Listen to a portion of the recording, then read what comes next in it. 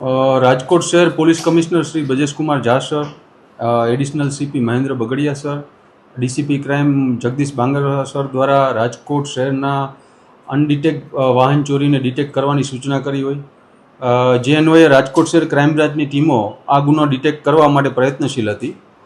આ દરમિયાન technical source તથા હ્યુમન ઇન્ટેલિજન્સની મદદથી રાજકોટ શહેર crime branch PI MR Gondaliya, PI Damor તથા પીઆઈ સીએચ જાદવની રાહબરી નીચે પીએસઆઈ અશ્વિન ગરચરની ટીમ દ્વારા આ 2 બાઇક ચોરમાં શખ્સોને પકડવામાં આવેલ છે. આ શખ્સોના નામ છે જયમલ મુરુભાઈ સુંડાવદરા, જે દેગામ પોરબંદરનો રહેવાસી છે, અને એક છે લખમણભાઈ અરબમભાઈ ખૂંટી, જે ખીરસરા પોરબંદરનો રહેવાસી છે. આ બંને પાસેથી કુલ 10 ચોરીના બાઇકો કબજે કરવામાં આવેલ છે, જેની કિંમત છે 2,57,000 રૂપિયા.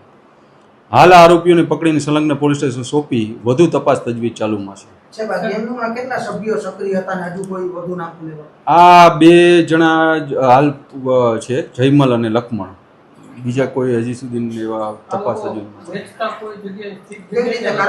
આ લોકોના જોવો ને તો બંનેના ગુનાહિત ઇતિહાસમાં બંને વિરુદ્ધ જયમલ મુરુભાઈ સુંડાવદરા વિરુદ્ધ દેવભૂમિ, દ્વારકા તથા પોરબંદર જિલ્લામાં 6 ગુના દાખલ છે, જેમાં પ્રોહિબિશન અને લૂંટ છે.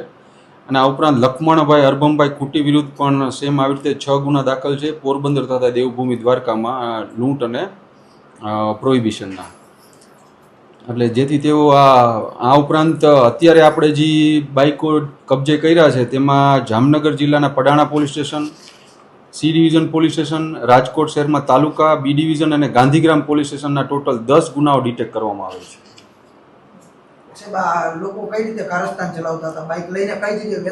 આ બંને આરોપીઓ મૂળ ભીડભાડીવાળી જગ્યાએ જ્યાં કેમેરાની કમી હોય ત્યાં ઓછા હોય ત્યાંથી મુખ્યત્વે સ્પ્લેન્ડર અને પેશન બાઇકો ચોરી જતા હતા, ને ત્યારબાદ આને અલગ અલગ શખ્સોને 10,000 રૂપિયાની કિંમત, 10,000 થી 12,000 રૂપિયાની કિંમતમાં વેચી દેતા હતા. કોઈ લોકો આવા બાઇક લેતા હતા તો આને વધુ બાઇક વેચ્યા છે એ સામે આવ્યું છે? એ હજી એ બાબત પર તપાસ તજવીજ ચાલુ છે. ખેડૂતોને એને ગોતતા હતા કઈ રીતે આ લોકો? એટલે એ રીતે ગામડામાં ખેડૂતોને એમને બધાને વેચતા હતા, ને એ લોકો એમને કહેતા હતા કે આ બાઇક ઉપર હપ્તા ચડી ગયેલા બાઇક છે, બીજું કંઈ ચોરીના નથી, એવું કરીને આ લોકો એમને સામાન્ય ખેડૂતોને આ બાઇકો 10,000 થી 12,000માં વેચી દેતા હતા.